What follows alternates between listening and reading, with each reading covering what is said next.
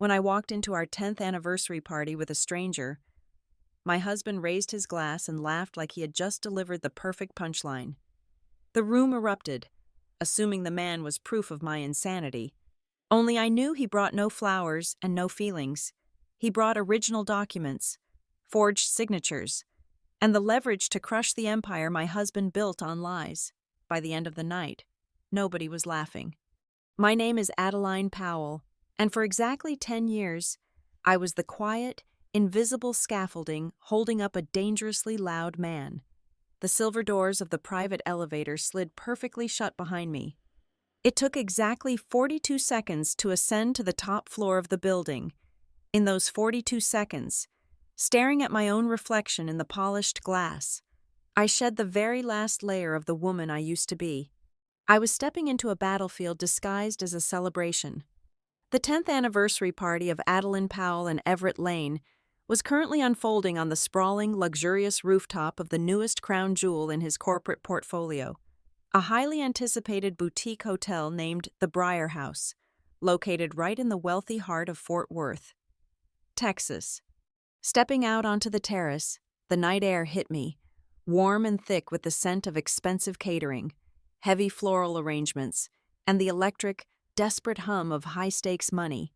This was never merely an anniversary celebration. It was a perfectly choreographed financial theater.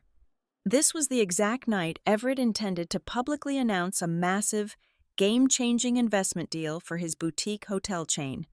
He had strategically invited the sharpest minds in the venture capital sector, the eager local press with their flashing cameras, and every single influential relative from both sides of our families. The rooftop was a glittering sea of tailored tuxedos and designer silk gowns, a beautiful facade deliberately constructed to mask the rotting reality of his corporate survival.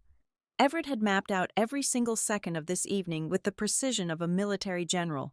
He was absolutely certain I would arrive entirely alone, right on schedule at 8:30 in the evening. He fully expected me to be wearing the suffocating pale blush gown he had personally selected and sent to my hotel suite via his assistant. He needed me to stand quietly by his left shoulder, to smile at exactly the right moments, and to laugh at his heavily rehearsed anecdotes. Most importantly, he expected me to pick up a sleek gold pen and blindly sign the thick stack of legal documents waiting on a velvet-draped table near the champagne tower.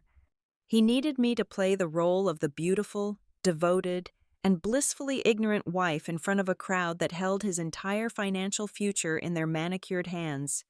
Instead, I stepped out of the glass elevator wearing a sharply tailored, structured black dress of my own choosing. It was the color of finality, and I did not step out alone. Walking right beside me was a man who absolutely did not belong in this room of forced smiles and hollow networking. He was tall, deeply calm, and dressed in an immaculate razor-sharp charcoal gray suit. He did not look at the glittering skyline, nor did he politely acknowledge the passing waiters carrying silver trays. His gaze was level, clinical, and completely detached from the opulent circus surrounding us. In his left hand, he casually gripped a remarkably thin leather document folder. It did not hold much physically, but what it contained was heavy enough to bring down this entire building and everything Everett had built inside it. Across the terrace, standing at the absolute center of the crowd, Everett held a sleek silver microphone. He was holding court as he always did, basking in the absolute center of attention.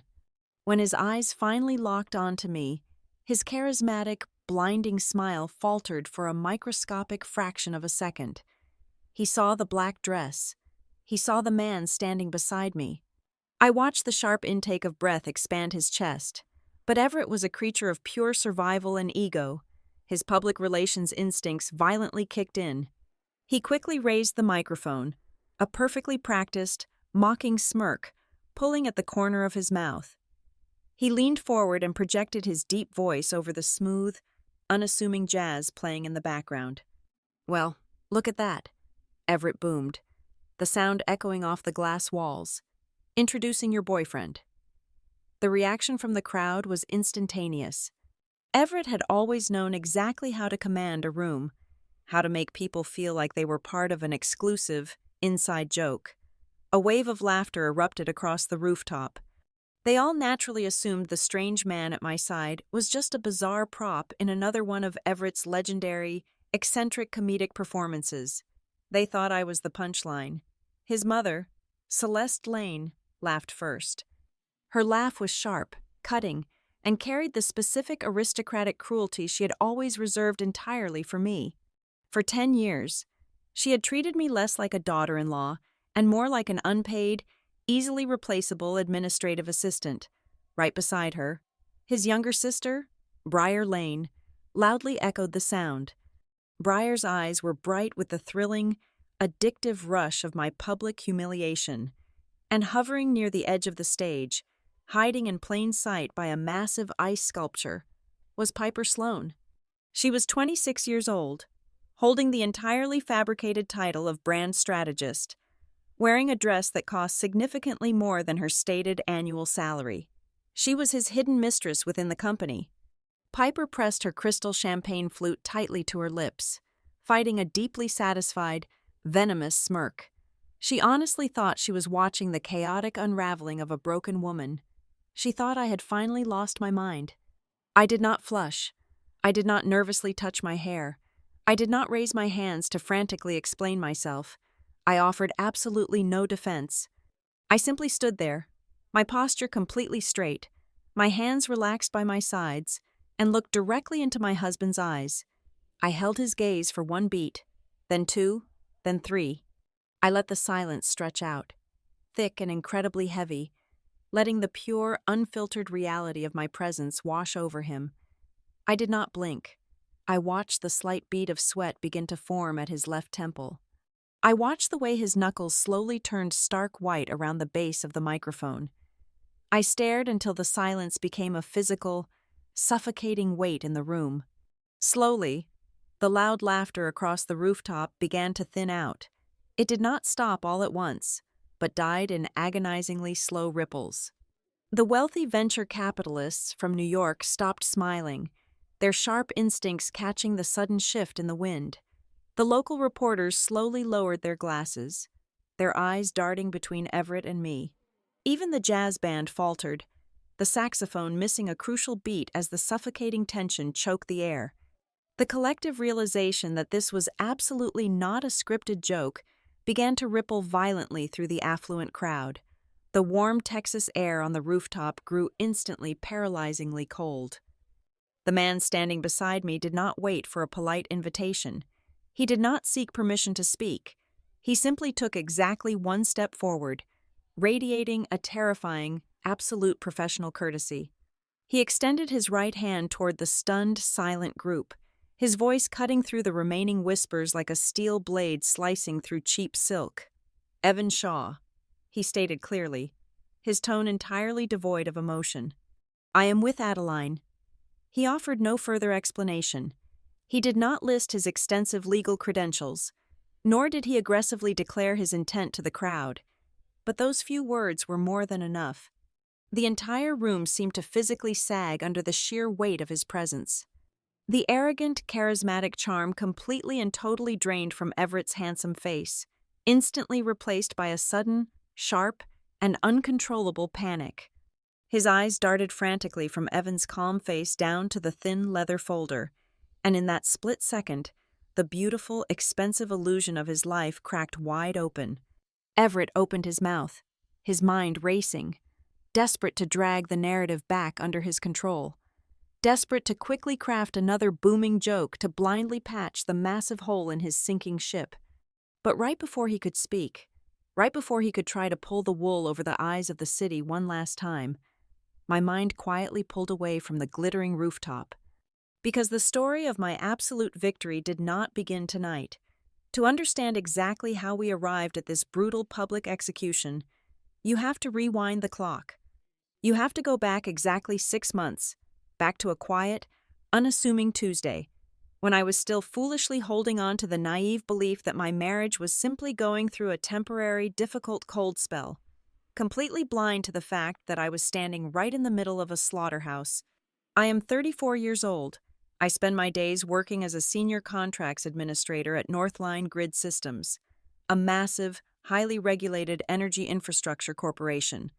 My professional life is built entirely on the rigid foundation of verifiable facts, binding indemnity clauses, and the absolute mitigation of severe financial risk. I spend 8 to 10 hours a day staring intently at dual glowing monitors, hunting down obscure legal loopholes, and ensuring that every single corporate obligation is explicitly defined in black and white. It is an incredibly demanding, utterly unglamorous job that requires a mind stripped of all emotion and focused purely on structural integrity. I am paid a very good salary to see the disastrous collapse before it happens. I am paid to know exactly what people owe each other when everything falls apart. Everett Lane is a man who operates in a completely different universe. He is the kind of man who can walk into a crowded, skeptical room and instantly make every single person in it believe he is the exact answer to their most desperate prayers. He is classically handsome, radiating a magnetic, undeniable confidence that draws people toward him like gravity. When he speaks, he uses the smooth, commanding cadence of a man who has never lost a negotiation or a bet in his entire life. He sells a beautiful illusion, a curated lifestyle, a feeling of absolute, untouchable luxury. He is the glossy, expensive brochure, and for a very long time, I was the heavy, unseen steel framing that kept his beautiful buildings from collapsing into the dirt. A marriage does not simply die overnight. It does not shatter in a single, cinematic moment of explosive rage or dramatic betrayal. It rots away slowly, degrading year after year beneath the warm glow of beautiful recessed lighting and the constant, blinding distraction of accumulating wealth. During the first 3 years of our marriage, long before the tailored designer suits and the endless glowing magazine features, I was the one sitting alone at our tiny, scratched Formica kitchen table until 2 or 3 in the morning.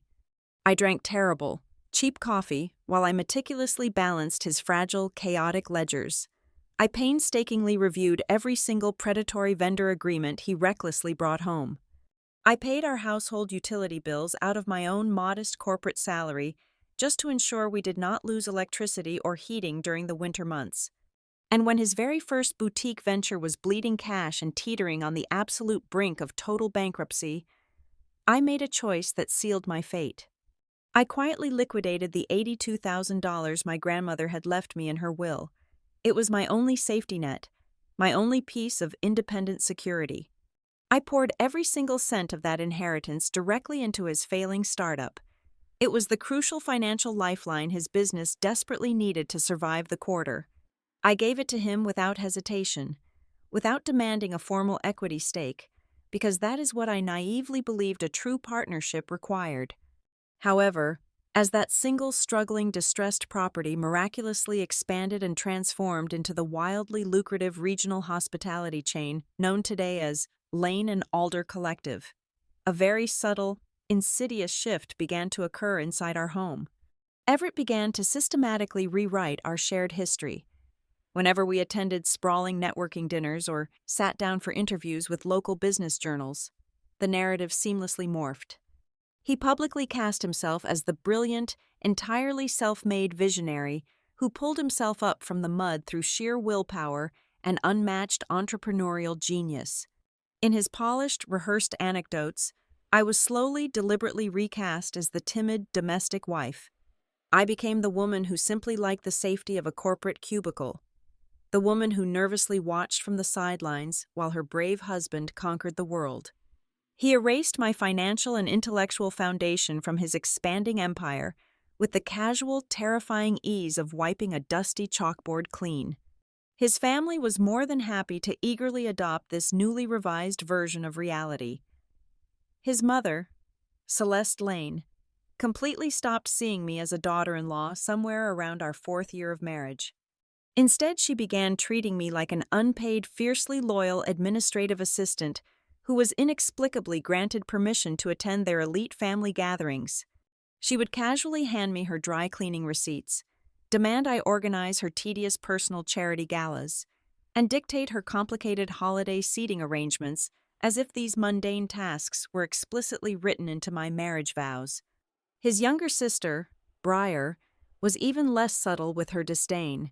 She aggressively leveraged her brother's rapidly rising corporate profile as a lucrative launchpad for her own desperate social media fame. She floated through the lobbies of his boutique hotels, constantly demanding free room upgrades, complimentary premium spa services, and exclusive VIP treatment from the exhausted staff.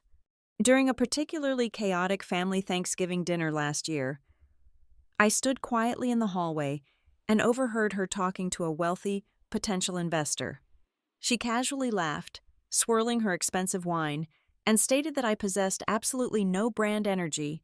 She claimed I was far too remarkably bland and hopelessly corporate to stand next to a rising titan like her brother. She viewed me as a liability to their aesthetic. Over time, I was forced to confront the chilling realization that I had been entirely stripped of my title as an equal partner. I was no longer a wife in this marriage. I was a highly functional, living prop. I was the solid, unmoving, and deeply respectable foundational piece that made Everett look incredibly stable and trustworthy to the conservative banking institutions and private equity firms he constantly courted for capital. I provided the necessary illusion of a grounded, reliable family man. This toxic dynamic became painfully obvious when we briefly discussed our upcoming milestone. I had asked him for a quiet, deeply private weekend trip to the coast, just the two of us, to honestly celebrate 10 years together away from the deafening noise of his company. Everett shot the idea down before I could even finish my sentence. He paced aggressively across the expensive hardwood floor of our massive master bedroom, waving his hands in the air with profound irritation. He firmly declared that this specific milestone had to be a highly strategic night for the family brand. He looked at me not as a husband looking at his life partner, but as a ruthless CEO looking at a marketing asset that urgently needed to be leveraged for maximum public relations impact. That was the exact moment the cold, unspoken distance between us solidified into a physical, unbridgeable chasm. Soon after that conversation, over the last several months, Everett started coming home at midnight, or sometimes 1 or 2 in the morning. He always confidently blamed the grueling schedule of endless networking dinners, investor meetings, and aggressive expansion planning. But my entire world is built on observing the tiny, glaring inconsistencies that other people happily ignore. When I gathered his discarded suit jackets to take to the dry cleaners, I caught the undeniable, cloying scent of an unfamiliar, overly sweet perfume clinging stubbornly to the expensive wool lapels.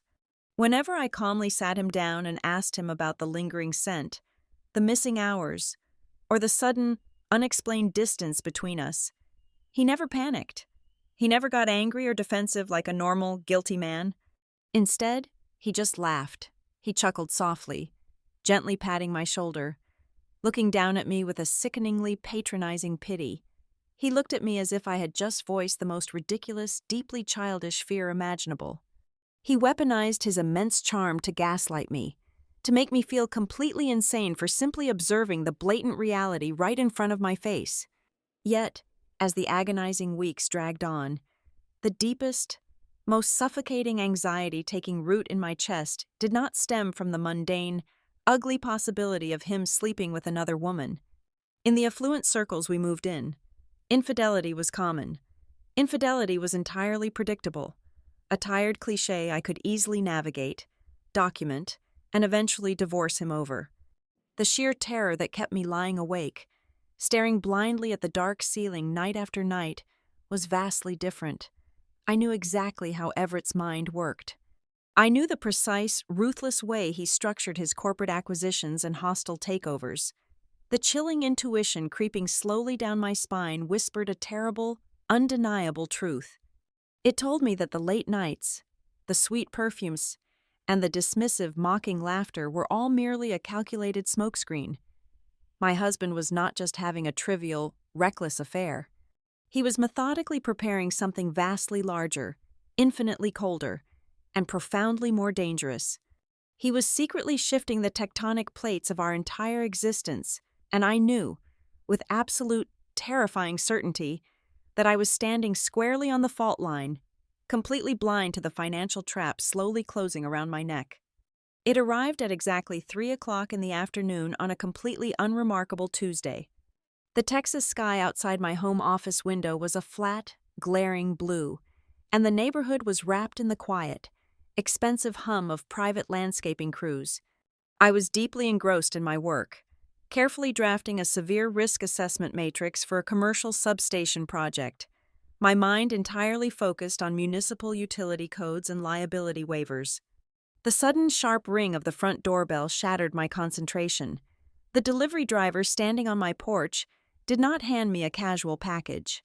He handed me a thick, stiff cardboard envelope that required a direct physical signature. It was certified mail. The embossed return address sitting in the upper left corner read, Redstone Capital, a highly aggressive mid-tier commercial lending and private equity firm operating out of Dallas. I walked back into the kitchen, the heavy envelope feeling strangely cold in my hands. I sliced the thick paper open with a silver letter opener and pulled out a dense stack of legal documents. My eyes scanned the boilerplate text with the detached, clinical efficiency of a woman who reads indemnification clauses and breach of contract penalties for a living. It was a formal notice of impending maturity. The letter detailed a massive commercial bridge loan, a heavily leveraged financial instrument set to come due in a matter of weeks. The jargon was thick, designed to confuse the average reader, but to me, it was a perfectly clear language. I read down the first page without any real concern, assuming it was simply another piece of corporate mail sent to our home address by mistake. But halfway down the second page, resting quietly beneath a bold subheading regarding secured assets and collateralized spousal guarantor obligations, my heart violently slammed against my ribs. The breath was completely knocked out of my lungs.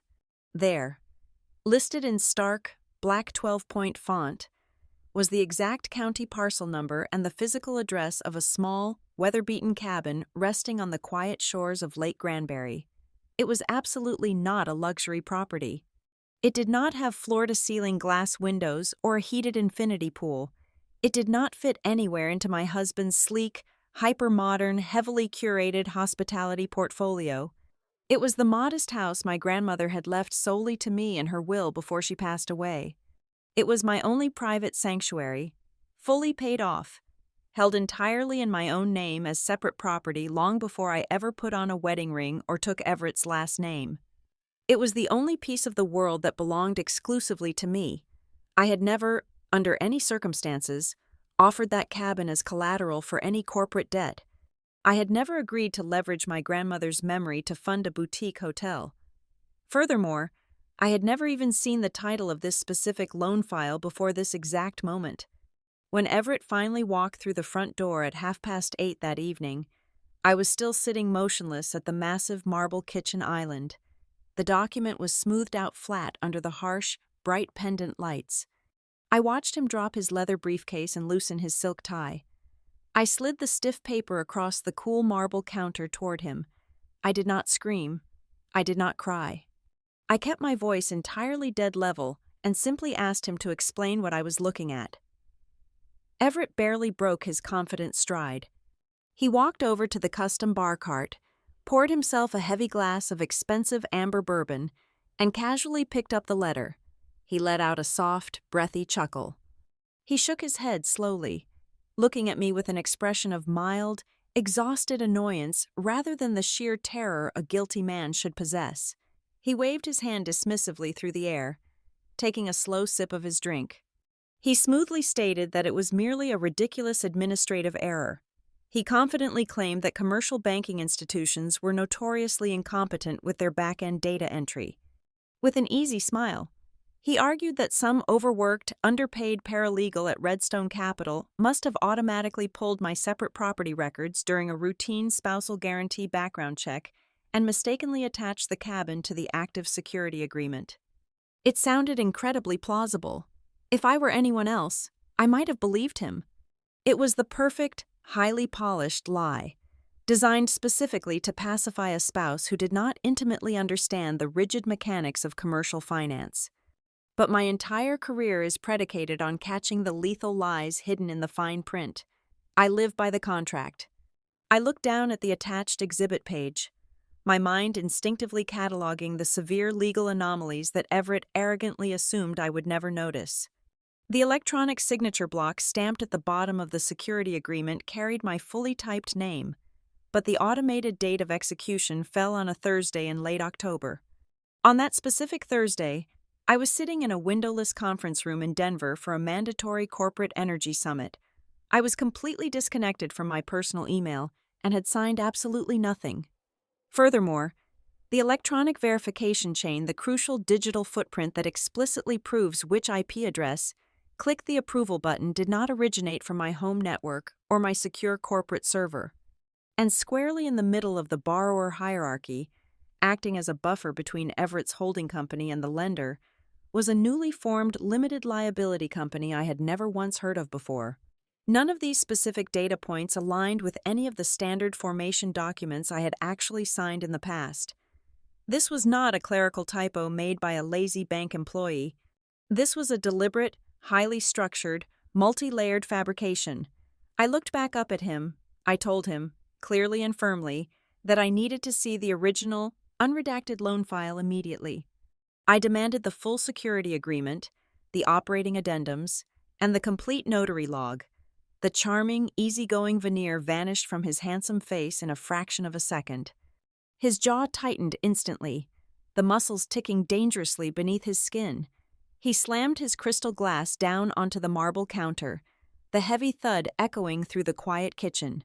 His voice dropped into a low, punishing, and incredibly cold register. He accused me of deliberately manufacturing hostile drama right before the most critical capital closing night of his entire career.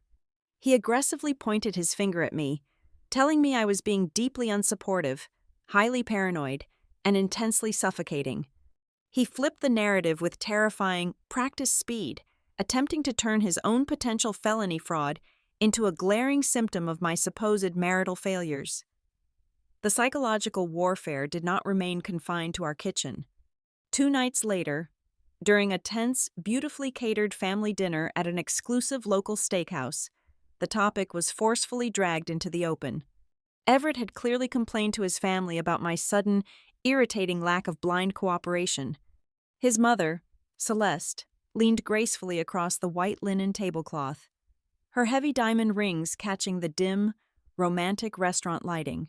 She lowered her voice into a tone of conspiratorial intimacy that felt exactly like cold poison.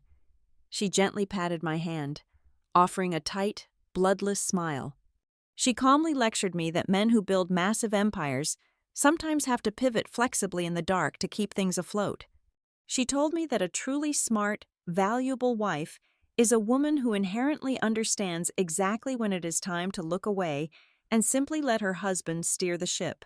She elegantly framed his financial deceit as a necessary, heavy burden of male genius that I was simply too rigid to understand. Sitting directly next to her, slicing into a medium-rare steak, Briar let out a loud, theatrical sigh.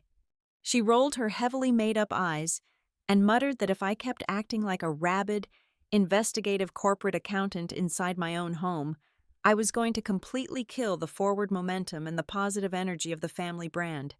She made it sound as though demanding basic legal consent over my own inherited property was a toxic, embarrassing personality flaw. I sat there quietly at the table, sipping my red wine, listening to the three of them seamlessly weave a twisted alternate reality.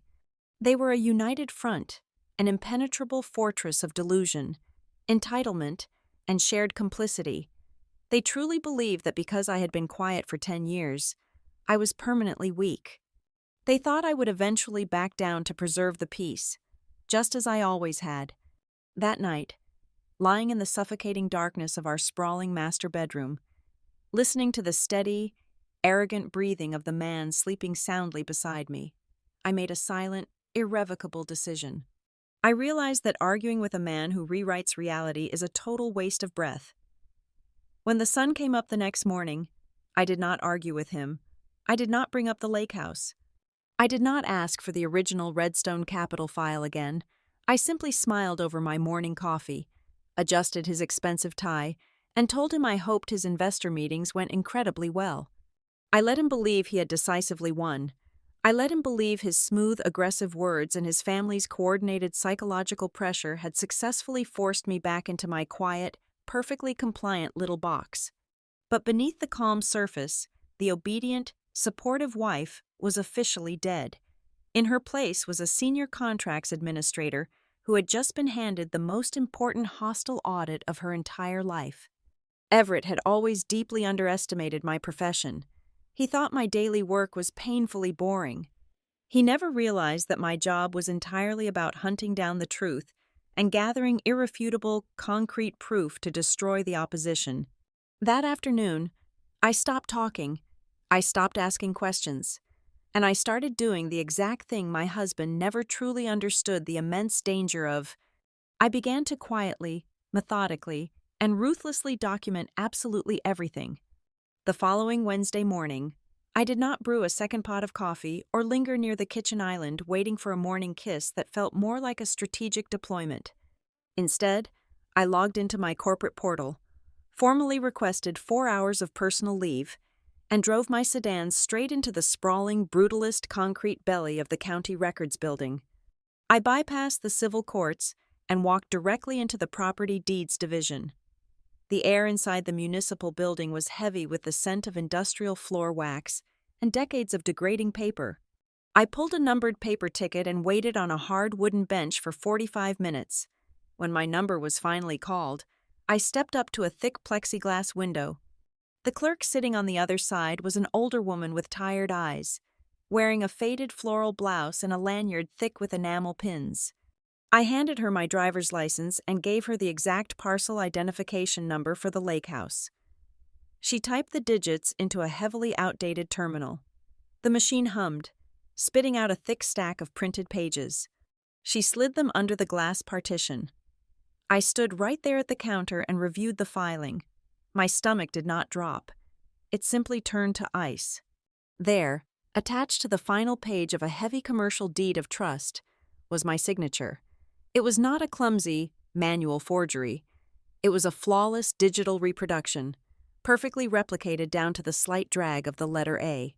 Worse, it was officially stamped with a digital notary seal. Legally, on the surface, it was ironclad. But as I traced the digital breadcrumbs, my professional instincts flared.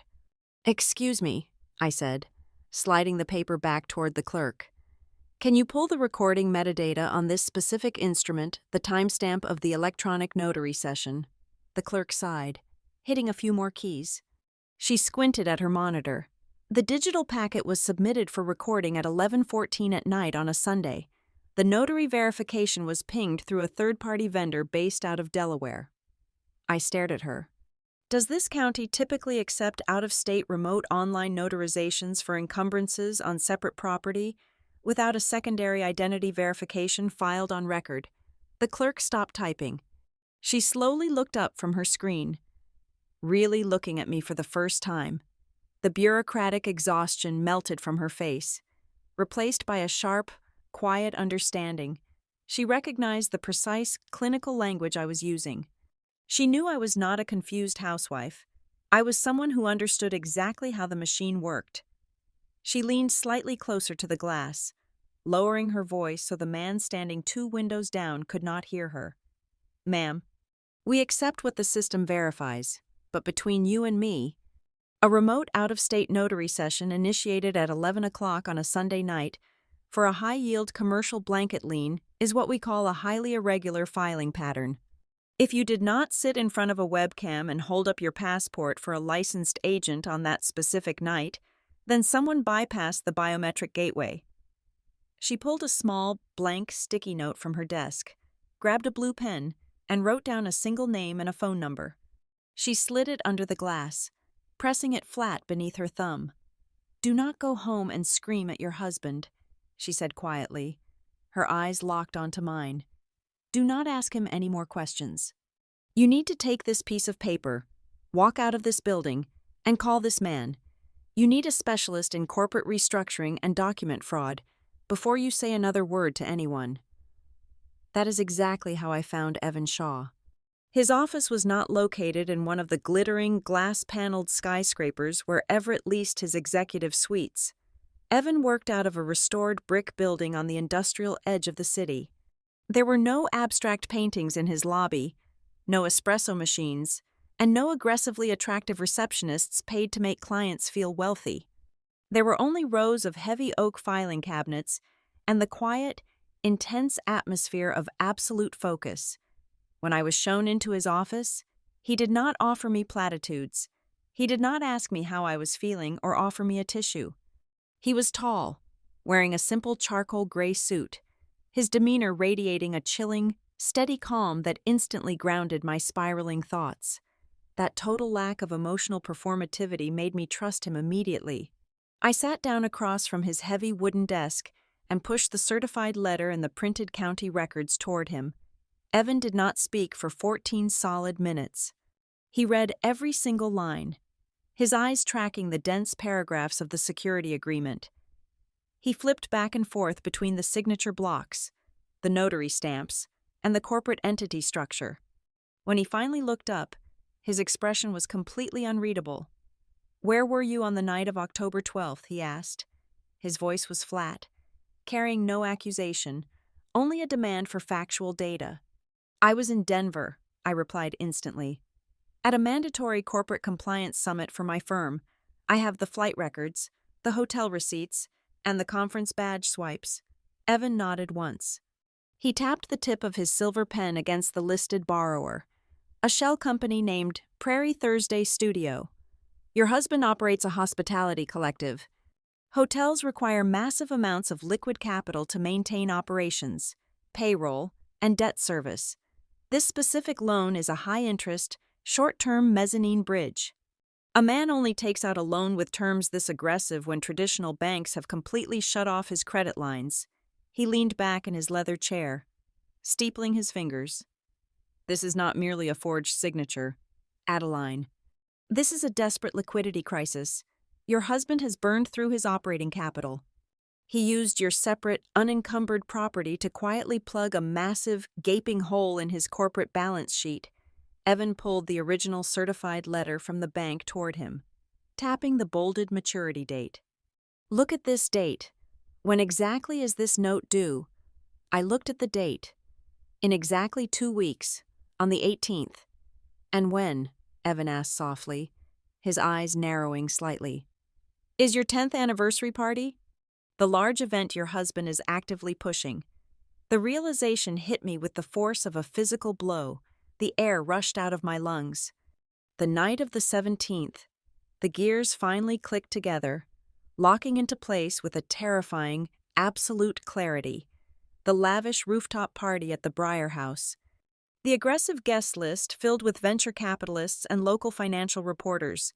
The desperate need for me to wear the right dress and stand quietly by his side. It was never a celebration of our marriage. It was a highly orchestrated, incredibly expensive theatrical production. "He is throwing a party on the eve of a catastrophic default," Evans stated, articulating the nightmare I was just beginning to see. He invited the lenders and the investors to a grand opening to create a blinding illusion of absolute financial health. He needs them to see a stable, successful man with a loyal wife and a thriving business. He is using the optics of a perfect marriage to stall a foreclosure and secure a secondary round of emergency funding to pay off this exact bridge loan. I felt a cold sweat break out across the back of my neck. I had spent 10 years believing I was building a life with a partner. I was actually just an asset on a ledger, and my husband was currently trading on my margin. Evan leaned forward, placing both hands flat on the desk. The calm in his voice was absolute, commanding my total attention. "Listen to me very carefully. You cannot let him know that you have figured this out. If you go home and confront him, if you show him these county records, he will panic. A panicked man with his back against the wall is incredibly dangerous. He will immediately wipe his hard drives. He will destroy the digital routing trails. He will use his family to gaslight you, and he might even try to legally maneuver you into signing a retroactive ratification agreement under immense duress." "So what do I do?" I asked, my voice remarkably steady despite the earthquake happening inside my chest. "You do exactly what he expects you to do," Evan replied. You go home, you smile, you agree to go to the party, you let him believe he has successfully managed the situation. And while he is busy picking out the catering menu and rehearsing his speeches, we are going to quietly dissect his entire empire from the inside out. I walked out of Evan Shaw's office and stepped back into the blinding Texas sunlight. The heat radiating off the asphalt felt incredibly grounding. For the first time in over 6 months, the heavy, suffocating fog of confusion completely lifted from my mind. I did not feel crazy anymore. I was not paranoid, and I was not losing my grip on reality. I was standing perfectly straight on solid ground. The terrifying truth was simply that every single person surrounding me, from my arrogant husband to his deeply complicit mother and sister, had become entirely accustomed to living inside a house built purely on Everett's lies. They had chosen the comfort of his profitable fiction over the harsh reality of the truth. But I am a woman who reads the fine print for a living, and I was finally ready to call in the debt. The thick, suffocating heat of the Texas afternoon was trapped inside the walls of our 3-car garage, but I felt absolutely nothing but a terrifying, singular coldness. I spent 3 hours kneeling on the dusty concrete floor, pulling apart heavy plastic storage bins that had not been opened in half a decade. Buried at the very bottom of a box labeled with the year we first incorporated, beneath old trade show lanyards and faded marketing brochures, I finally found what I was looking for. It was the original, heavy silver laptop we had shared during the first 2 lean years of the business, along with a pair of solid black external hard drives holding the entire archived history of our digital lives. I carried the hardware back into the house, locked my office door, and plugged everything into my dual monitors. The old machine groaned to life, the fan whirring loudly in the quiet room. I bypassed the outdated login screen using a password Everett had long forgotten, and I began to dig. Infidelity, in its most basic form, is simply an emotional betrayal. It is the smoke blowing through the hallways of a broken home, but I was not looking for love letters or tragic, tearful confessions. I was looking for the actual fire, and I knew exactly where it burned. The fire was entirely contained within the general ledger. I started pulling the scanned vendor contracts and cross-referencing them against the archived email chains. Almost immediately, a glaring, ugly anomaly surfaced on the screen. Over the past 8 months, there was a consistent, massive hemorrhage of capital flowing directly out of the primary operating account and into a completely unknown agency named Prairie Thursday Studio.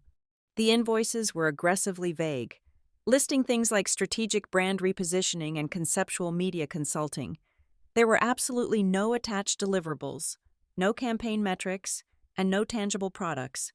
Just clean, steady transfers of tens of thousands of dollars every single month. I opened a secure browser and pulled the state registry records for the limited liability company. It took me exactly 4 minutes to trace the registered agent profile. The corporate address was a luxury high-rise apartment building located straight in the center of the downtown district.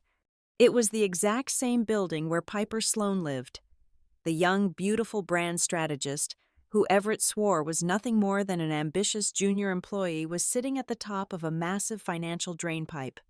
I pulled the corporate credit card statements and aligned them with the dates of the agency transfers. The picture painted by the data was sickeningly clear. Everett was not just sleeping with another woman. He was actively embezzling from his own failing company to afford her. I saw thousands of dollars spent at 5-star hotels in Dallas and Austin, private black car services billed under executive transit, and endless dinners at Michelin-starred restaurants meticulously categorized as client acquisition costs. He was using the desperately needed operating capital of his business to fund a lavish, hidden double life. But the most painful revelation was not the money spent on his mistress. It was the absolute, casual betrayal of his own family against me. I kept digging, moving away from the financial ledgers and into the network security logs. I needed to know exactly how my digital signature had been hijacked for the fraudulent loan documents Evan and I had discovered. I accessed the administrative backend of my old electronic signature account, a profile I had stopped using years ago but never formally deactivated. I pulled the device authorization history. The login session that had forged my name on the security agreement did not originate from Everett's sleek laptop or his mobile phone. The specific Internet Protocol address was permanently assigned to a desktop computer located in the secondary marketing annex of the main office. That was the exact room Briar Lane had proudly claimed as her personal creative studio. She spent 3 days a week in that room, supposedly helping her brother build his media presence. My husband had not acted alone in the dark. His younger sister, the woman who constantly mocked my lack of brand energy, had actively sat at her desk, logged into my secure platform, and deliberately pressed the button that tied my grandmother's house to a massive, toxic corporate debt. She was a willing, active accomplice to felony fraud. My phone vibrated softly against the desk. It was Evan. His voice was flat, carrying the grim weight of a man who had just uncovered a loaded weapon. He told me he had just gained access to the preliminary data room set up for the venture capital firm. Buried deep inside a subfolder labeled under closing contingencies, he found a secondary legal instrument. It was a blank, unexecuted spousal consent and global ratification agreement. Evan read the clauses to me over the phone. The document was an ironclad, retroactive shield. If signed, it would legally bind me to every single financial maneuver Everett had made over the past 2 years, waiving my right to contest any forged documents or dispute the use of my separate property. "Look at the drafted execution date," Evan instructed quietly. I pulled up the file he sent to my encrypted email. The date printed at the top of the lethal document was the exact date of our upcoming anniversary party. Everett did not just want me to stand there and look pretty for the investors.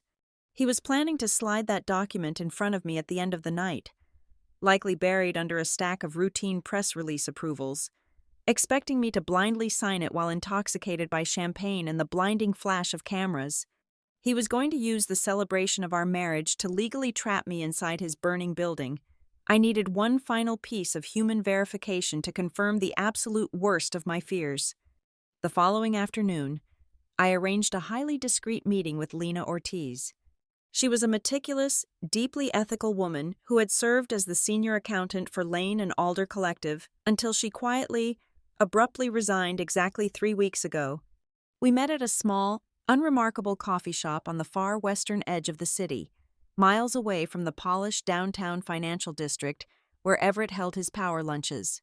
Lena looked exhausted, her eyes darting nervously toward the door as she sat down across from me with a plain black coffee.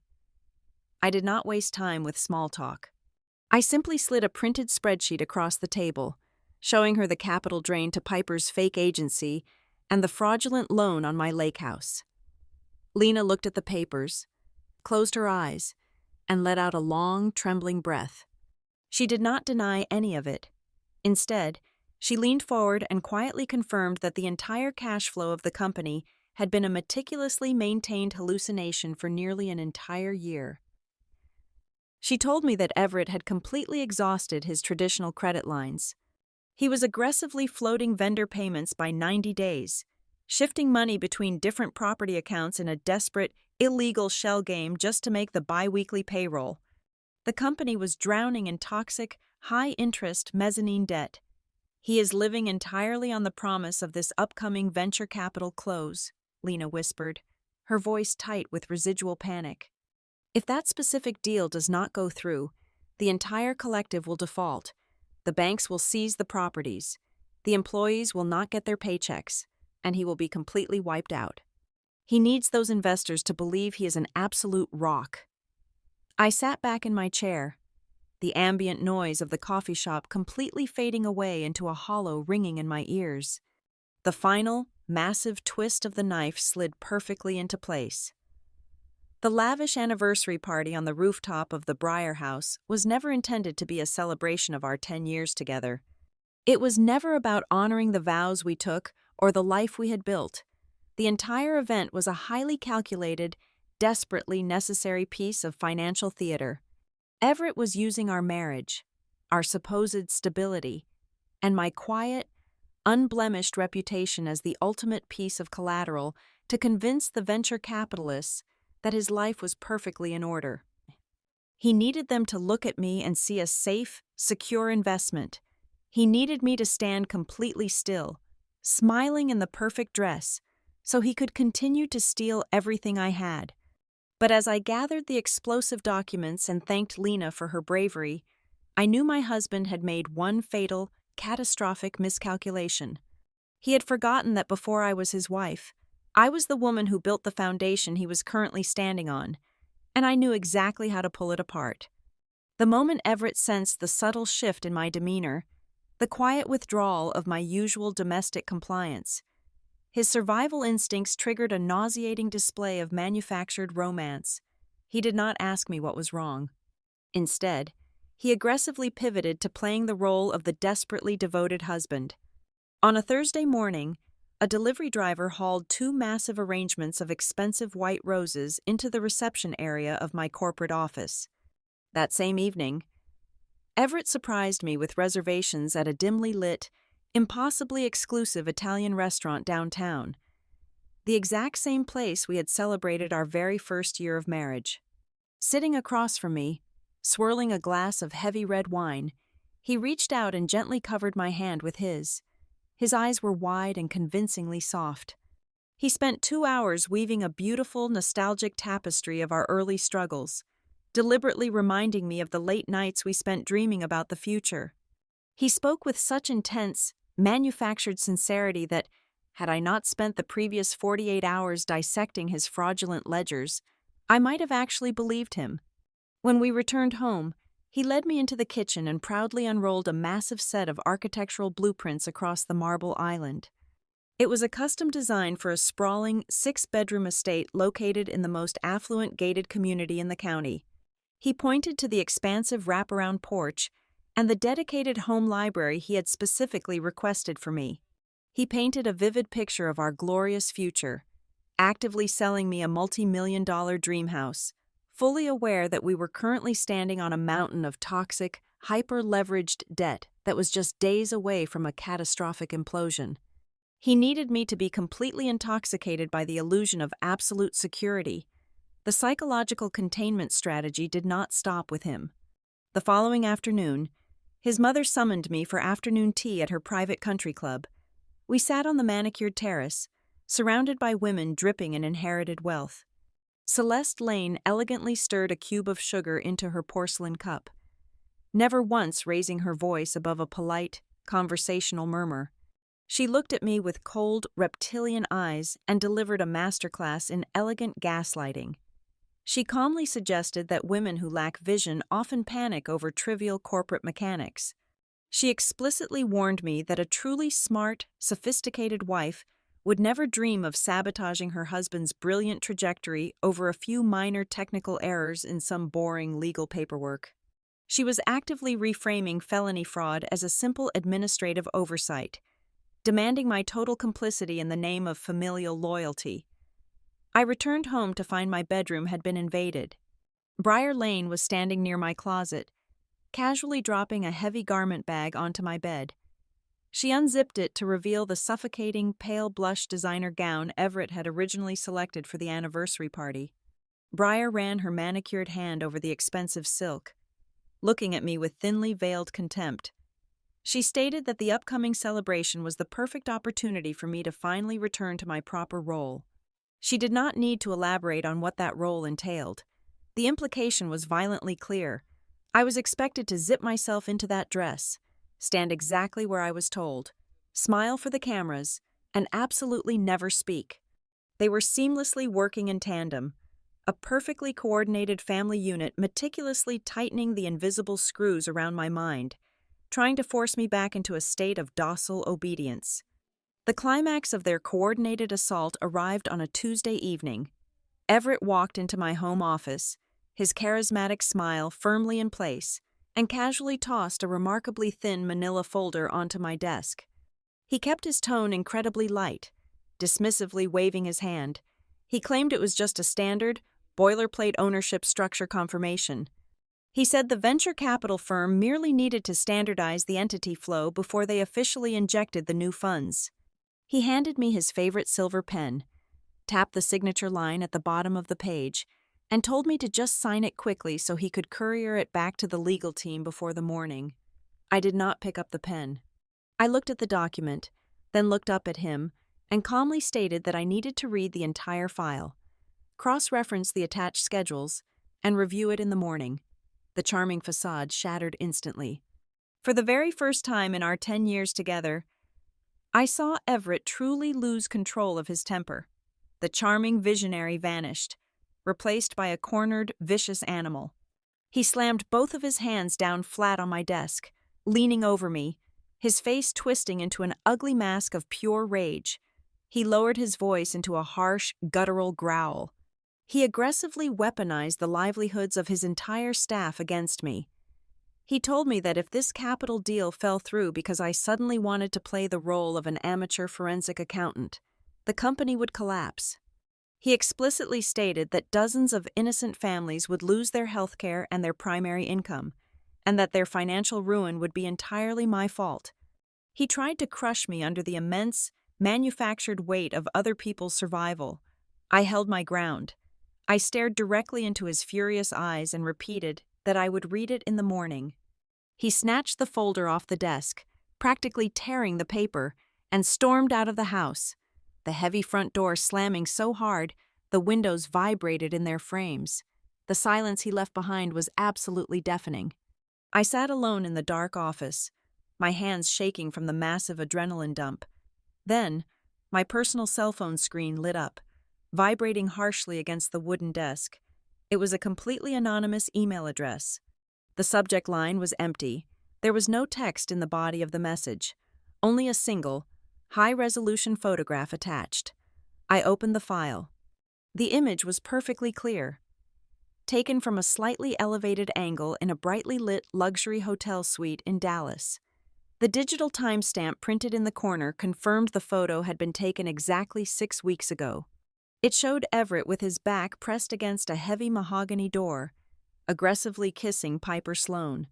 Her hands were tangled in his hair, her designer blazer discarded on the floor. It was a visceral, brutal reminder. While I had been entirely consumed by the complex forensic accounting and the terrifying legal implications of his massive financial fraud, the emotional betrayal was still breathing, still real, and still profoundly sickening. He was not just stealing my grandmother's house, he was spending the stolen money on her. But the final, most devastating weapon in this war was handed to me the very next morning. I drove to Evan Shaw's office for a secure meeting. Lena Ortiz was already sitting there, her laptop open, cables running across the heavy conference table. Evan looked up when I walked in, his eyes burning with a rare, intense professional satisfaction. They had spent the entire night tearing through the deepest, most heavily buried digital archives of the company's formation history. They were looking for the original foundational architecture of the business, going all the way back to the very first year we incorporated. Evan turned his monitor toward me. Displayed on the screen was a scanned copy of the absolute original operating agreement for the primary holding company. It was the document we had signed at our kitchen table almost a decade ago. "Read Section 4, Paragraph 2, Evan instructed, his voice remarkably sharp. I leaned in and read the legal text. It explicitly detailed the $82,000 I had injected into the failing startup. But it was the specific classification of those funds that changed the entire landscape of the war. It was never categorized as a simple marital loan, Lena explained quietly, tapping the screen. It was a direct capital contribution with a mandatory repayment clause and an attached interest yield. The contract explicitly states that until your initial capital was fully refunded with the agreed-upon interest, your foundational equity in the company could absolutely never be diluted, transferred, or dissolved. I stared at the screen, my mind racing to process the massive legal implications. He never paid me back. He never formally bought out my initial stake. Exactly, Evan said, leaning forward, his hands clasped tightly together. Everett simply created new limited liability companies. He shifted the assets around and publicly acted like you were just a silent, supportive spouse with no actual claim to the corporate entity. He completely ignored the foundational contract. But ignoring a legal reality does not erase it. The gravity of the situation slammed into me like a freight train. I was not just a betrayed wife desperately trying to protect her separate property from a fraudulent loan. I am still a primary stakeholder, I whispered, the words tasting like copper in my mouth. You hold the anchor equity, Evan confirmed, a deadly serious expression on his face. This is exactly why he is so desperately terrified of you right now. This is why he needs you to sign that global ratification agreement on the night of the anniversary party. If the venture capital firm's due diligence team digs deep enough and discovers that the foundational equity was never legally resolved, they will pull their funding immediately. He does not just need your signature to cover up the forged loan. He needs your signature because, legally speaking, you still own a massive piece of the empire he is currently trying to sell. Everett, Celeste, and Briar had spent years treating me like an invisible, entirely powerless prop. They demanded I stand perfectly still, look beautiful, and remain completely silent so they could continue to extract my resources. But they had made a fatal, arrogant mistake. They forgot that the quiet woman sitting in the corner was the one holding the original deed to the ground they were standing on. The digital archives Lena and Evan had uncovered provided the roadmap, but to execute a flawless legal strike, I needed the physical artifact. I waited until Everett left for a weekend golf retreat, a trip he ostensibly took to court a minor regional investor. I drove to a secure, climate-controlled storage facility on the industrial outskirts of the city. Deep inside our rented unit, stacked far behind discarded mid-century furniture from our very first cramped apartment, was a heavy plastic tote labeled entirely in my distinct handwriting. Inside, buried beneath faded tax returns and archaic utility bills, I found a thick manila folder. It contained the original, wet ink operating agreement for the very first iteration of his company. It was the physical, legally binding document we had signed together at our scratched Formica kitchen table. I ran my fingers over the dark blue ink of his signature, sitting right next to mine. I brought the document directly to Evan. He spread the crisp, aged pages across his heavy mahogany desk. The text was incredibly archaic compared to the slick corporate structures Everett utilized now, but it was absolutely foundational.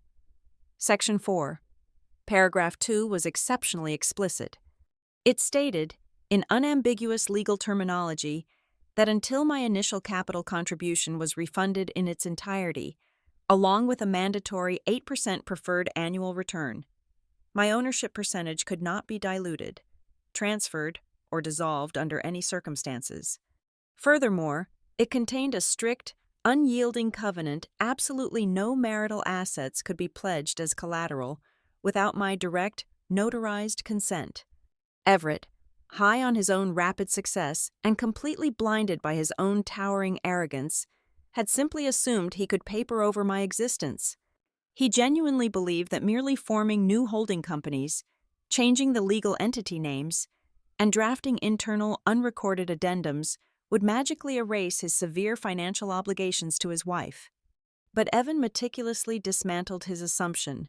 He confirmed that all of Everett's subsequent corporate restructuring lacked proper notarization, lacked my required signature, and contained massive, fatal legal loopholes.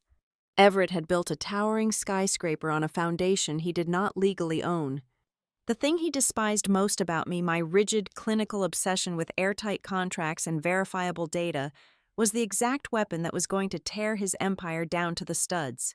I stopped waiting for the axe to fall and started rapidly building my own fortress. On a quiet Monday morning, I walked into a completely different bank branch across town. I opened a new, entirely separate checking and savings account under my maiden name. I immediately redirected my corporate salary direct deposits, surgically cutting off my personal cash flow from our joint marital accounts. From there, I drove to the secure downtown vault and rented a heavy steel safe deposit box. I placed the original, physical deed to the lake house inside, along with my grandmother's vintage pearl necklace and her silver wedding band. I locked the door, effectively removing the last vulnerable pieces of my heart from his reach. But I needed a physical sanctuary, a place to breathe when the fallout inevitably choked the air. I found a small, charming townhouse in a quiet, established neighborhood in West Fort Worth. It had original hardwood floors, a small garden in the back, and thick brick walls. I signed a 12-month lease using only my name and my unblemished credit history. I paid the first and last months of rent in cash. I did not move any furniture from our marital home. I simply bought a new mattress, clean white sheets, and a coffee maker. It was sparse, but it was entirely mine.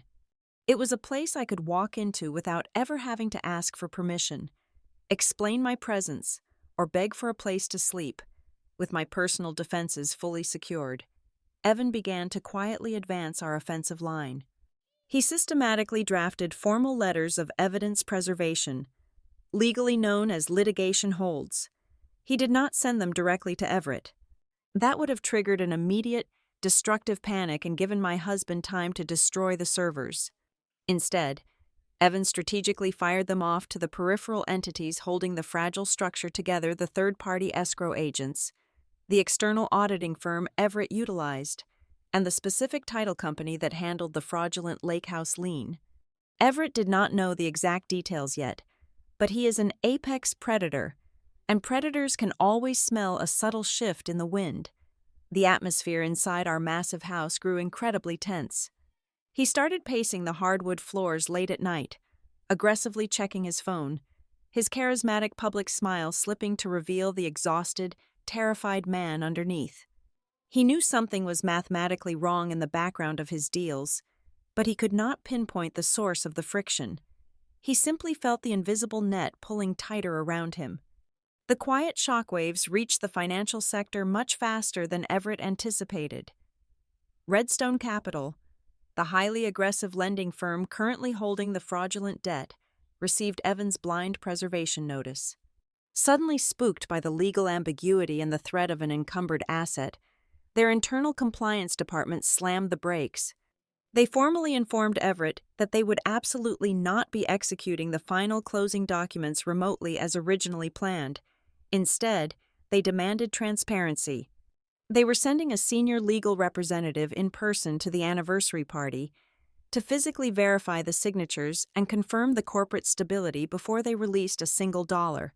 Meanwhile, completely oblivious to the legal avalanche gathering above them, Piper Sloan was busy curating her own grand delusion.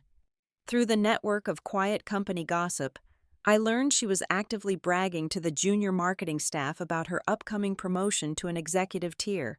She genuinely believed that the massive influx of venture capital would allow Everett to finally buy me out and discard me. She envisioned a spectacular, glossy future where I simply faded into the quiet background, leaving her to step into the blinding spotlight as his new, vibrant partner in both life and business. She thought the upcoming anniversary party was the final hurdle before her secret victory lap. I could have ended the marriage on a random Tuesday.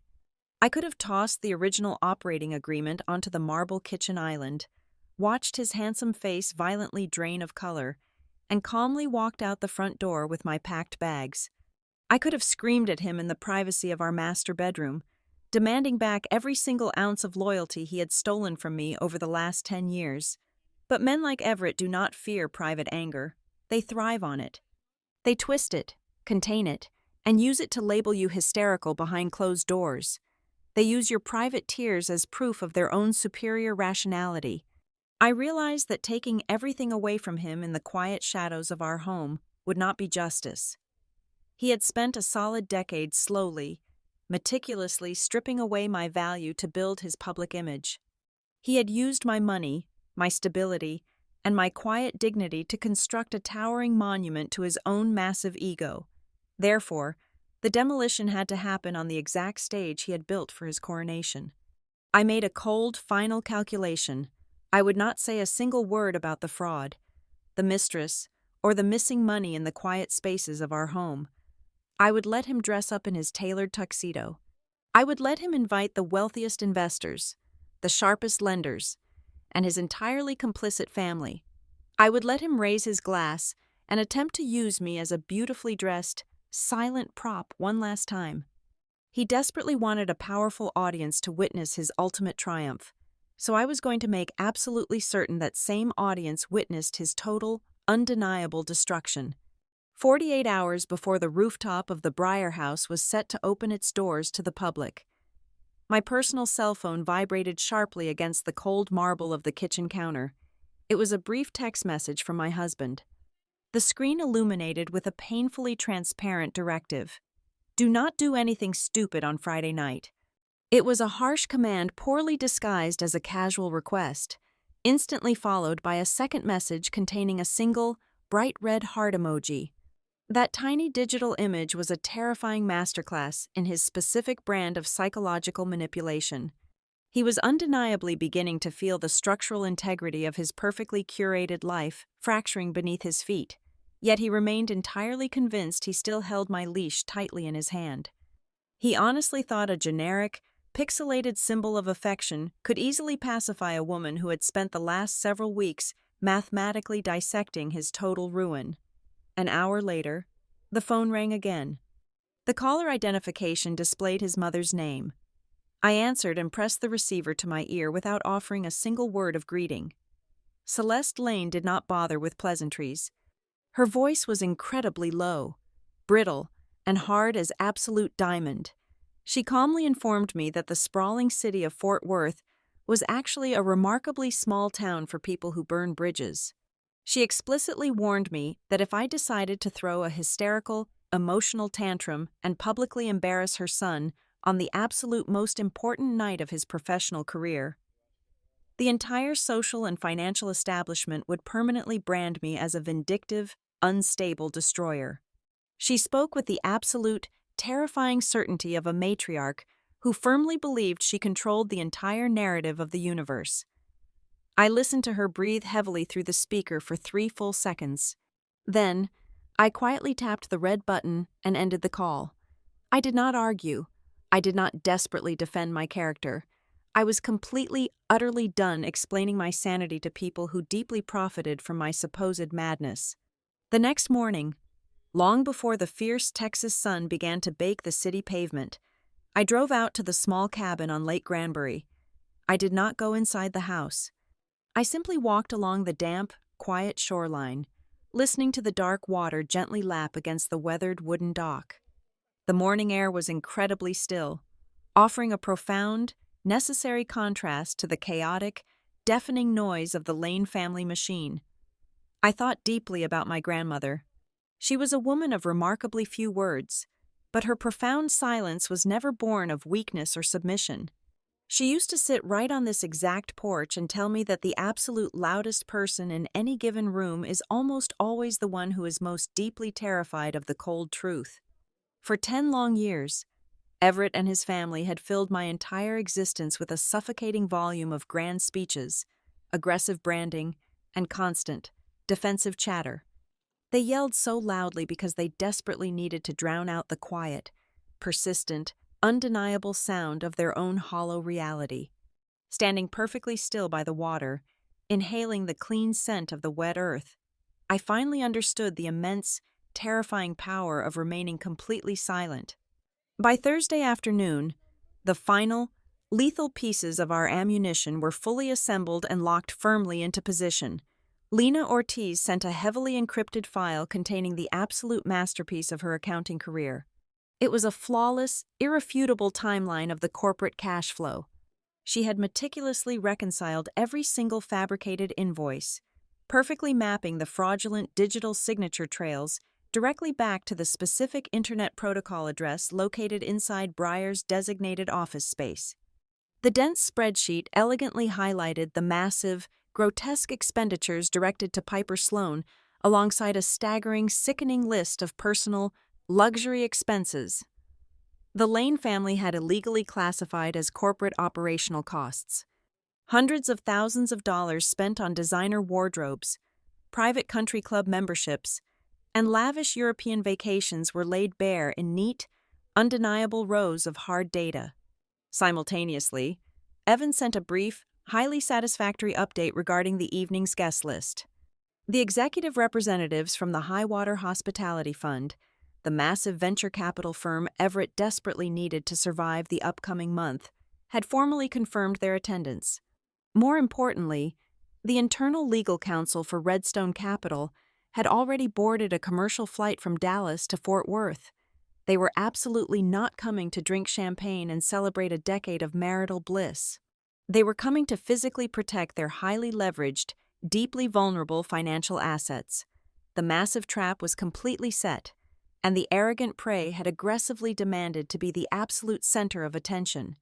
On the evening of the anniversary, the heavy silence inside our sprawling house felt less like an ending and vastly more like the agonizingly quiet atmosphere right before a massive storm breaks the sky wide open. Everett had already left for the hotel several hours earlier to aggressively oversee the premium catering and actively manage the local press arrivals. He had confidently left the pale blush designer gown hanging conspicuously on the outside of my closet door, naturally assuming I would dutifully step right into the suffocating, pastel costume he had specifically chosen for me. I walked right past it without a second glance. I reached deep into the back of my wardrobe and pulled out a sharply structured, incredibly minimalist black dress. It featured a high, elegant neckline, long, sleek sleeves, and fell cleanly just below my knees.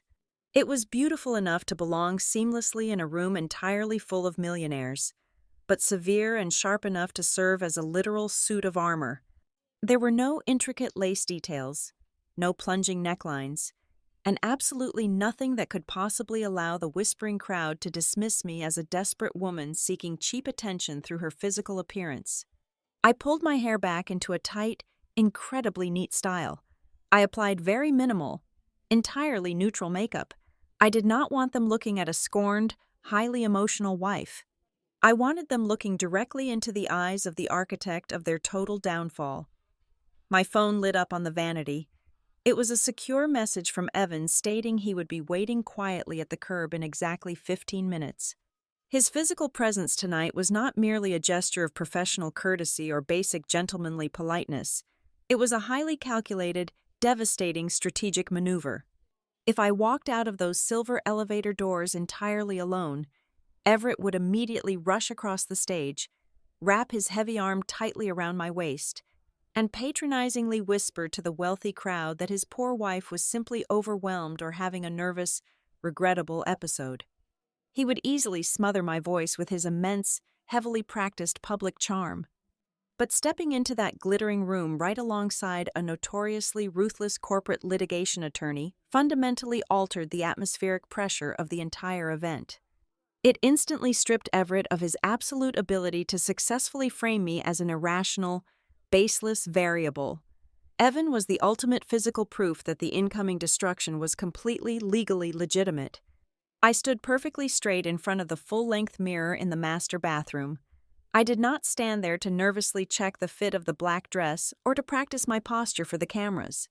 I stood there to carefully examine my own face for the better part of a year. I had looked into this exact same mirror and seen a terrified woman whose eyes were constantly filled with a desperate, pleading confusion. I had seen a woman constantly begging to be believed, actively begging for her own reality to be validated by a man who was systematically destroying her mind. The woman looking back at me tonight was entirely unrecognizable. Her eyes were completely steady, utterly devoid of fear, and entirely empty of mercy. She was no longer asking for permission to exist in her own life. I turned away from the glass and walked slowly over to the heavy wooden dresser. I looked down at my left hand. The massive diamond engagement ring and the matching platinum wedding band felt incredibly heavy, exactly like foreign, toxic objects tightly wrapped around my skin. I did not rip them off in a sudden fit of dramatic, cinematic rage. I did not throw them violently across the room or curse his name into the empty, quiet house. I simply slid the rings off my finger, the cool metal gliding smoothly over my knuckle.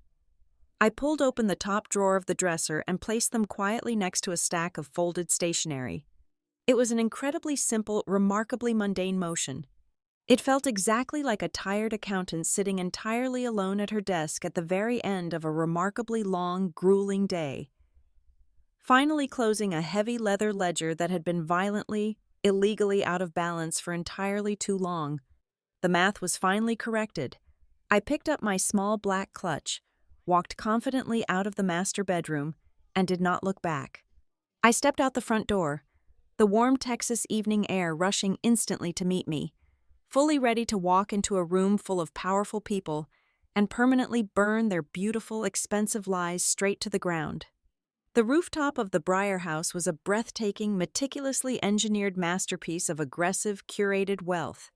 The warm, amber lighting was strategically designed to cast an impossibly flattering glow over the entire terrace, completely obscuring the dark, sprawling Fort Worth skyline stretching out beneath us. Dozens of perfectly round tables were draped in heavy, expensive cream linen and adorned with towering centerpieces of white orchids and imported gardenias. A highly paid live jazz quartet occupied a small, elegantly lit stage in the far corner, laying down a smooth, hypnotic rhythm that vibrated softly through the polished glass floor. Waiters in immaculate black suits drifted silently through the affluent crowd, ensuring the premium champagne never stopped flowing into the crystal flutes. It was the exact type of opulent, blinding environment where the wealthiest people in the city loved to gather, deeply eager to see their own success and power beautifully reflected in the sparkling glass. I stood perfectly still inside the glass elevator as it reached the top floor, listening to the muffled sounds of the celebration bleeding through the doors. When the silver panels finally slid open, the warm night air hit me, carrying the distinct, heavy scent of expensive perfume and the low, constant hum of high-stakes networking. Everett was standing at the absolute center of the terrace, bathed in a brilliant, dedicated spotlight. He held a sleek silver microphone in his right hand, his posture radiating the untouchable confidence of a king addressing his loyal court. He was right in the middle of delivering a heavily fabricated, deeply sentimental monologue to the captivated audience. He was expertly spinning a beautiful, tragic tale of our 10 years together, painting himself as the tireless, brilliant visionary who had weathered countless storms, while carefully framing me as his quiet, delicate, and entirely dependent muse. The investors and the local press were hanging on to his every word, completely intoxicated by the charming illusion he was aggressively selling them. Then he saw me. I stepped out onto the terrace with Evan Shaw walking precisely 1/2 step behind my right shoulder. I did not nervously smooth the front of my severe black dress. I did not subtly shrink away from the sudden, aggressive flashes of the local press cameras pivoting toward the elevator. I did not desperately search the crowd for a friendly face, nor did I attempt to project an aura of wounded innocence. I walked forward with absolute, terrifying stillness. It was my profound, unreadable calmness that immediately disrupted the atmosphere. Long before anyone in the crowd actually understood what was happening, a subtle, cold unease began to ripple outward from the elevator banks. The wealthy executives and the seasoned venture capitalists instinctively recognized the posture of an incoming threat. The jazz music suddenly felt too loud, the champagne too sweet. Everett paused mid-sentence. His charismatic smile faltered for a microscopic fraction of a second as his brain struggled to process the unexpected variable, but his massive ego and his deeply ingrained survival instincts instantly took the wheel. He raised the microphone back to his lips, his mouth twisting into a sharp, deeply arrogant smirk. He was determined to aggressively force the narrative back under his absolute control, using his favorite weapon of public humiliation. "Well, look at that," Everett boomed, his deep voice echoing off the glass walls and rolling over the sudden murmurs of the crowd. He gestured toward me with a mocking sweep of his hand. "Introducing your boyfriend." A wave of laughter instantly erupted across the terrace. It was the mindless, synchronized reaction of a wealthy herd eager to align themselves with the most powerful man in the room. Sitting at the absolute front table, Celeste Lane let out a sharp, aristocratic cackle, her eyes glittering with the pure, vindictive thrill of watching me being mocked in front of the city elite. Briar Lane threw her head back and laughed loudly, exchanging a deeply satisfied, knowing look with Piper Sloane, who was hovering near a massive ice sculpture. Piper pressed her manicured fingers to her lips, trying to conceal a wildly triumphant smirk, utterly convinced she was witnessing the final, pathetic collapse of my marriage. I did not flush with embarrassment. I did not yell over the lingering laughter or forcefully demand their attention. I simply walked forward until I was standing exactly 6 feet away from my husband. I held his gaze and let the silence stretch out for 2 full seconds, allowing his cruel joke to completely die in the heavy air. Then, I spoke.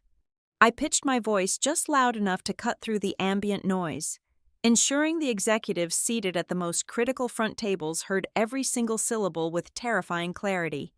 "No, Everett," I stated, my tone entirely devoid of anger, flat and cold as a frozen lake. "This is the corporate litigation attorney who is currently helping me understand exactly why my forged signature is sitting on your commercial collateral."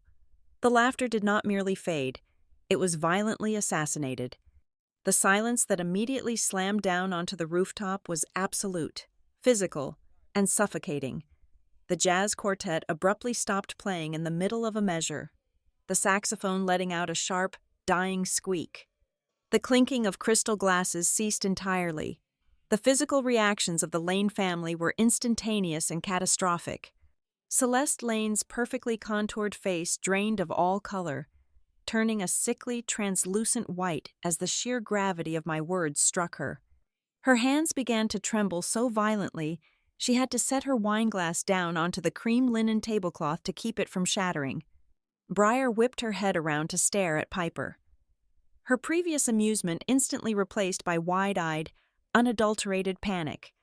And standing by the melting ice sculpture, Piper completely froze. For the very first time since she began sleeping with my husband, the young brand strategist realized she was absolutely not watching a pathetic, emotional scene orchestrated by a jealous, discarded wife. She was watching a highly calculated, lethal corporate execution, and she was entirely out of her depth. Evan Shaw did not waste a single second of the profound shock paralyzing the room. He moved forward with the terrifying, clinical precision of an apex predator executing a kill. He bypassed Everett entirely and walked directly toward the most important table on the terrace. He offered a remarkably polite, entirely professional nod to the senior representative from the Highwater Hospitality Fund. He turned and greeted the internal legal counsel from Redstone Capital, who was already sitting rigidly upright in his chair. Finally, he addressed the chairman of the board of Lane and Alder Collective. Without raising his voice or making a single theatrical gesture, Evan simply reached into his thin leather briefcase and withdrew 3 heavy, black binders. He placed one directly in front of each of the 3 men. The dull thud of the thick evidence hitting the table echoed loudly in the dead quiet of the rooftop. "Good evening, gentlemen," Evan said smoothly. "Contained within these files are the formal notices of evidence preservation, the forensic accounting timelines, and the original, unamended operating agreement proving my client maintains a massive, undiluted equity anchor in this entire collective. I highly suggest you review the disputed property liens before you sign any capital transfer authorizations tonight." Everett finally snapped out of his paralyzed state. His handsome face was flushed with a terrifying, desperate rage. He dropped the silver microphone onto the floor, the heavy thud causing several guests to physically flinch. He lunged forward, his hand shooting out to aggressively grab my forearm, his voice dropping to a frantic, vicious hiss meant only for me. "Stop this right now," Everett commanded, his eyes wide with a manic, cornered desperation. "Let us go into the private lounge right now and handle this behind closed doors." I did not let him touch me. I took one precise step backward, cleanly evading his grasp, and I refused him in front of the entire city. "No, Everett," I projected my voice clearly, ensuring the entire breathless crowd heard my absolute refusal. "We will not go into a private room, and I will absolutely not sign another piece of paper for you while the original foundational documents, the missing operating capital, and the fraudulent property liens remain entirely in dispute.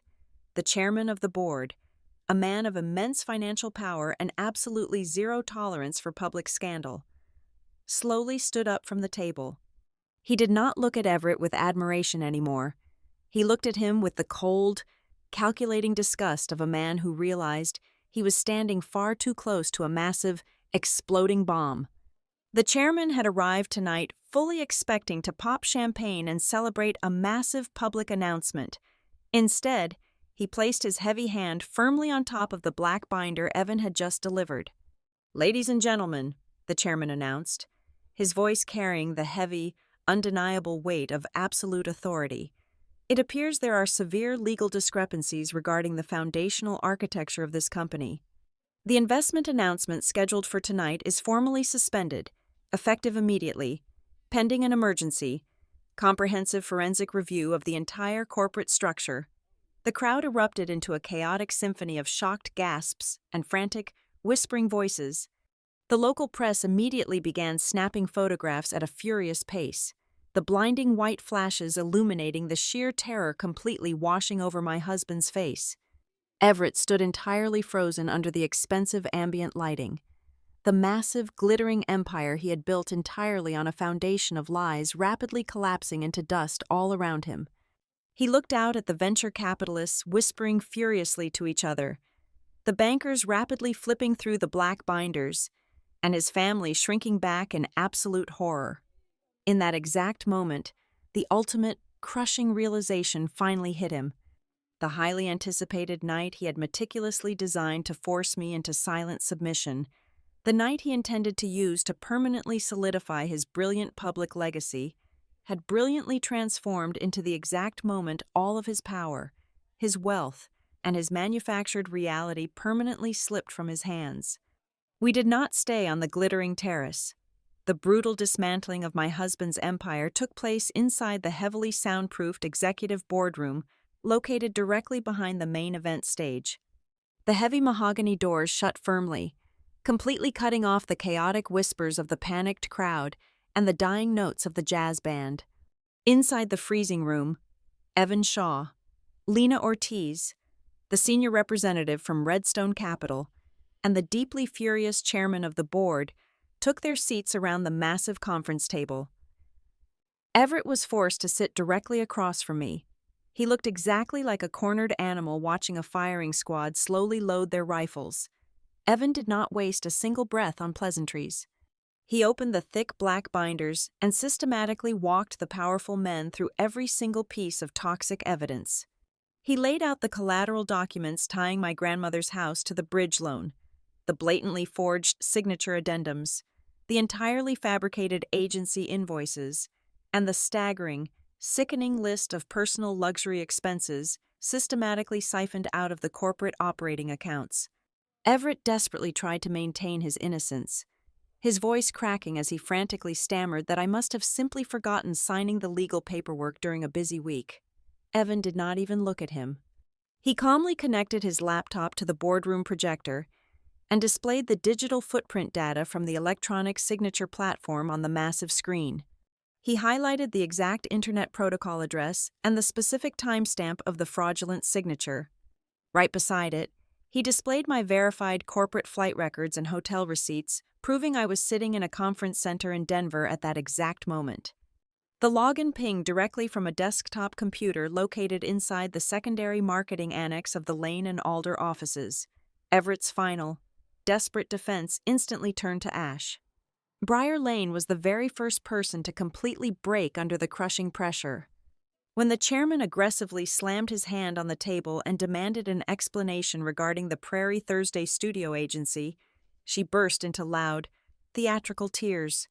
She immediately tried to push the entire blame onto Piper Sloan, claiming the brand strategist had gone rogue, but Lena was perfectly prepared. She produced a thick stack of printed internal emails, proving definitively that Briar had personally managed the fraudulent invoice flow from the very beginning. The emails explicitly showed Briar knew the agency was a massive cover-up designed to hide the stolen funds. The betrayal within their ranks rapidly accelerated. Piper had slipped into the back of the boardroom during the initial chaos. Seeing Everett completely cornered and fully realizing he was preparing to throw her directly under the bus to save his own skin, she aggressively flipped the script. She marched right up to the mahogany table and slammed her unlocked cell phone down in front of the Redstone legal counsel. She opened a highly incriminating text message thread. In those messages, Everett explicitly promised her a massive executive equity stake the very second the venture capital funds cleared the bank.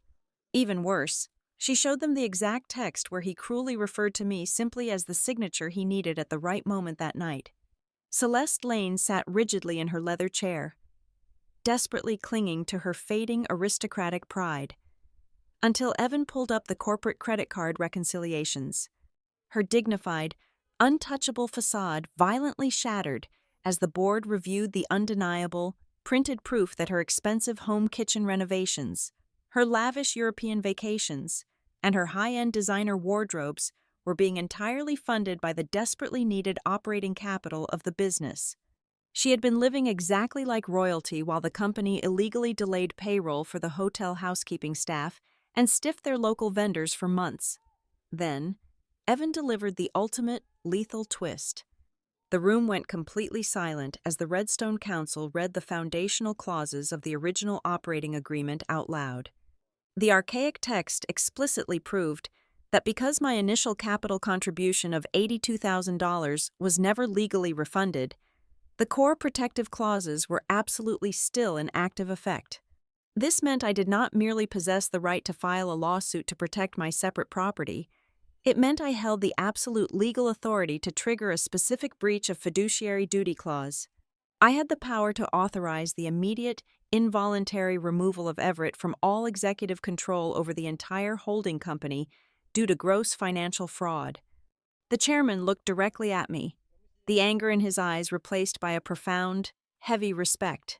He asked me how I wished to proceed with my anchor voting power. I did not look at Everett with an ounce of pity. I raised my hand and formally voted alongside the commercial lenders and the board of directors to immediately restructure the entire collective. We mandated the aggressive liquidation of his secondary luxury assets to ensure the innocent employees and the unpaid vendors received their money first. We formally voted to completely strip the Lane family of all their corporate privileges, their inflated salaries, and their fraudulent expense accounts. Everett stared at me across the heavy table, his handsome face red and brimming with a pathetic, desperate realization. In front of the entire room of powerful executives, his voice broke as he begged me to stop. He asked me if I truly wanted to destroy him and throw away our entire life over a simple misunderstanding. I looked at the man I had spent 10 years serving, feeling absolutely nothing but a profound, liberating coldness. I delivered the absolute truest and coldest words of the entire night. You destroyed everything a long time ago. I simply stopped standing in front of the wreckage so you could call it a marriage. By the time the sun came up the following morning, the wealthy investors and the local financial press were absolutely not talking about a beautiful, romantic anniversary celebration. The entire city was buzzing with the explosive news of the completely frozen venture capital deal, the massive corporate fraud investigation, and the single, devastating sentence that spread like wildfire through the Fort Worth elite. She did not bring a boyfriend, she brought a witness. Several quiet months have passed since that night. The deafening noise of the Lane family has completely faded from my reality. I am now living in my beautiful, quiet townhouse on the west side of the city. My grandmother's lake house remains entirely untouched and safely protected in my own name. I started my own independent contract consulting firm, specifically utilizing my forensic skills to help small businesses protect themselves from predatory corporate practices. On a cool Friday evening, I hosted a small dinner party. The guest list was incredibly short. It consisted entirely of Evan, Lena, and the few people who had actively chosen to stand by me when I was no longer a useful, silent asset to a powerful man. There were no flashing cameras, no expensive microphones, and absolutely no fabricated jokes at my expense. As we raised our glasses under the warm, simple glow of my dining room lights, I realized what true victory actually felt like. It was not a grand, explosive public display. It was the beautiful, absolute peace of finally owning my own life. Thank you so much for listening to my story. Please let me know in the comments where you are listening from so we can connect and share our thoughts together. I invite you to subscribe to the Maya Revenge Stories channel, like this video, and support me further by pressing the hype button so the story in this video can be heard by many more people.